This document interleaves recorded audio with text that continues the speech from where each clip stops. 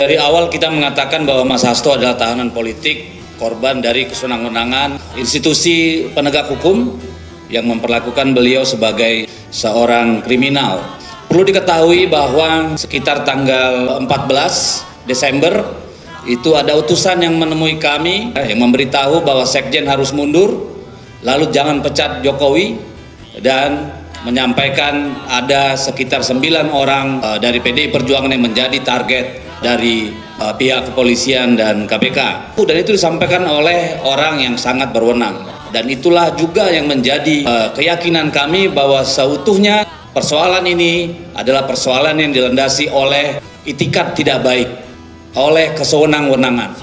Karena seharusnya kalau memang KPK ingin jadi lembaga yang sebenar-benarnya ingin menegakkan hukum, maka sungguh banyak persoalan-persoalan yang bisa dipecahkan oleh KPK. Tidak bungkam, dia punya hak untuk bicara. Tidak ada yang bisa bungkam, dia punya hak untuk bicara. Oke, siap. Oke, Pak, siap, Pak. Baik, terima kasih teman-teman pers dan seluruh masyarakat Indonesia atas perhatian yang diberikan di dalam persidangan ini. Saya telah mendengarkan dengan seksama, dengan cermat seluruh surat dakwaan yang tadi dibacakan oleh penuntut umum, dan dari situlah saya semakin meyakini bahwa ini adalah kriminalisasi hukum. Kriminalisasi! Bahwa ini adalah pengungkapan suatu pokok perkara yang sudah inkrah, yang didaur ulang karena kepentingan politik di luarnya. Karena itulah saya mengikuti seluruh proses hukum ini dengan sebaik-baiknya, karena kami percaya bahwa keadilan akan ditegakkan. Dan untuk itulah Republik Indonesia ini dibangun dengan pengorbanan jiwa dan raga yang luar biasa dari para pahlawan bangsa, rakyat yang tidak berdosa, yang menyerahkan nyawanya, semuanya demi untuk membangun suatu negara hukum. Tanpa adanya supremasi hukum, tanpa adanya suatu keadilan, dan ketika suatu proses hukum yang sudah inkrah bisa didaur ulang kembali, maka kita, Republik ini tidak akan berdiri kokoh. Jangankan untuk membangun, menghadirkan investor, ketika tidak ada supremasi hukum, semuanya akan menjadi sia-sia.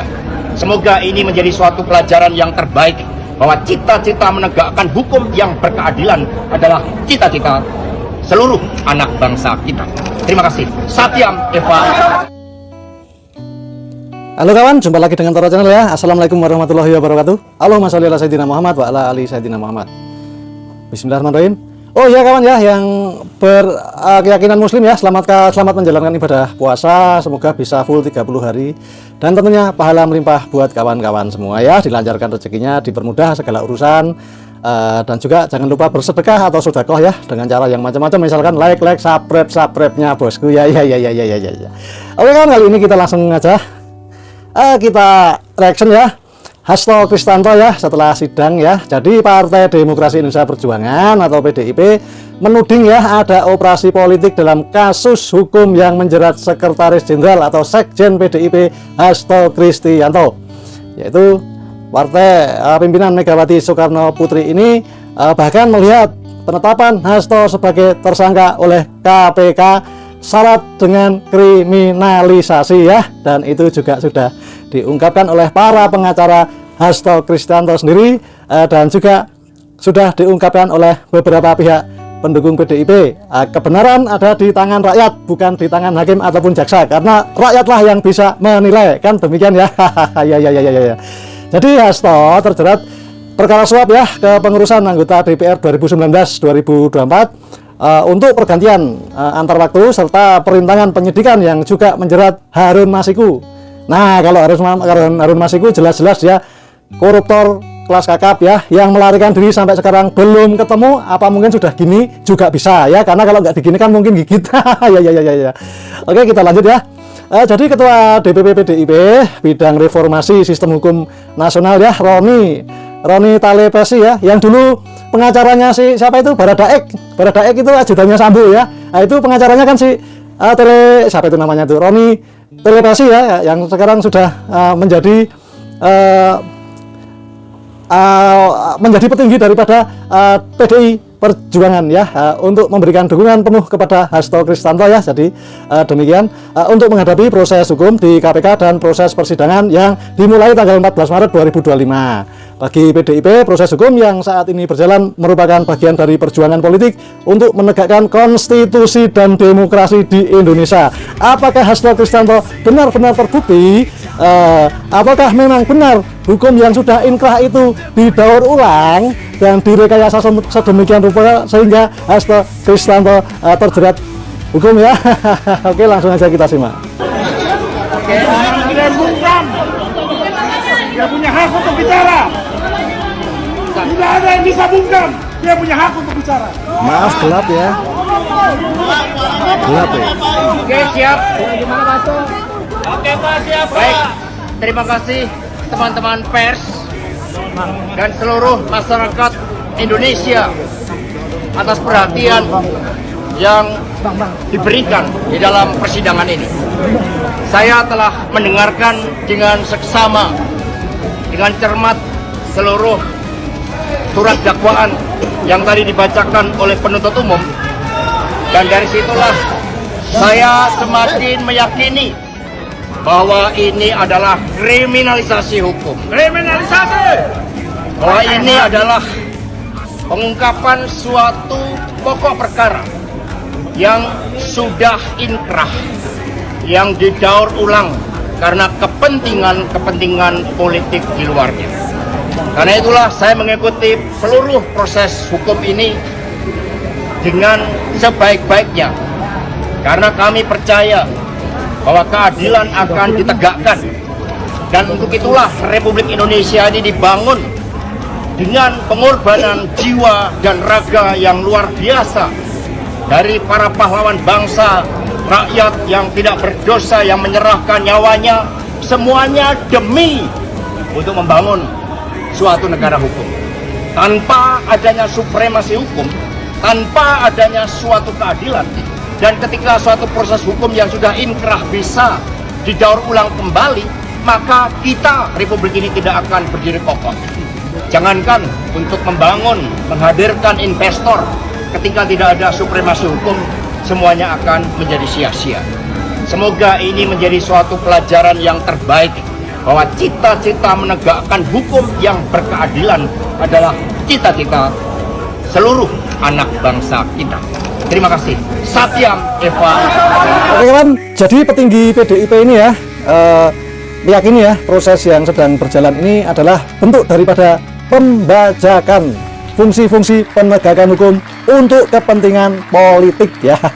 Itu sudah disampaikan sama petinggi PDIP ya, dan bahkan balas dendam politik ya, dikatakan seperti itu ya, atas sikap-sikap politik PDIP dalam menegakkan aturan internal yang berujung pada pemecatan sejumlah kader partai ya, diucapkan seperti itu ya.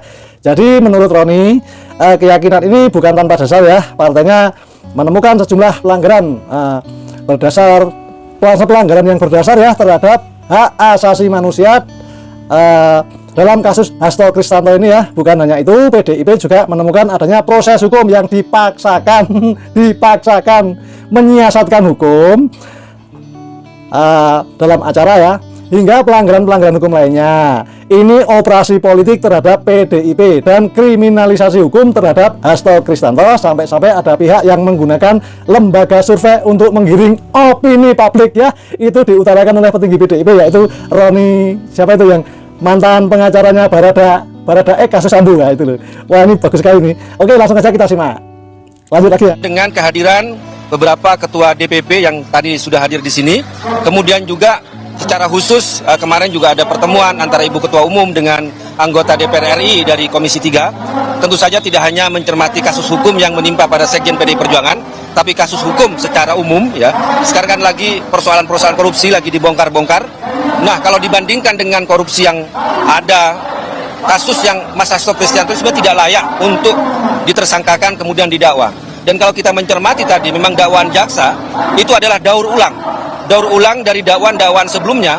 Bahkan kalau bahasa saya itu hanya copy paste dari dakwaan sebelumnya yang sudah ada pengadilan, sudah ada putusan yang berkekuatan hukum tetap ingkrah, kemudian dimasukkan lagi. Misalnya cerita apa? Contohnya tuduhan jaksa bahwa katanya Sekjen PDI Perjuangan Mas Hasto Kristianto memerintahkan Harun Masiku untuk merendam HP melalui Nur Hasan. Kesaksian Nur Hasan di tahun 2020 sudah menyatakan bahwa bukan Hasto Kristianto yang menyuruh merendam HP, yang menelpon bukan, tapi ada 2 orang yang datang kepadanya dan memaksa dia nelpon Harun Masiku, bukan Hasto Kristianto. Itu tahun 2020 sudah ada persidangannya, putusannya sudah ada. Artinya apa? Ini terus didaur ulang, kemudian menuduh misalnya Mas Hasto Kristianto menyuruh Kusnadi merendam HP. Itu kesaksian Kusnadi sudah menyatakan nggak ada perintah merendam HP. HP nggak ada. Yang dimaksud adalah dia menenggelamkan pakaian setelah dia upacara, membuang sial.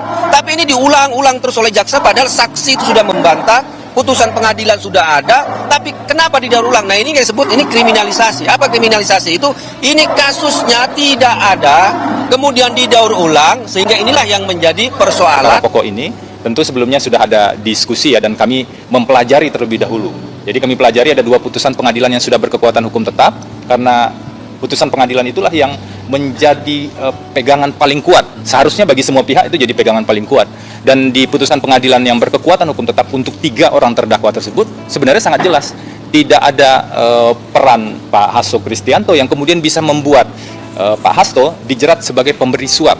Dan seluruh sumber dana yang diberikan pada Wahyu Setiawan menurut putusan tersebut, fakta hukum yang sudah diuji di persidangan tersebut itu bersumber dari Harun Masiku.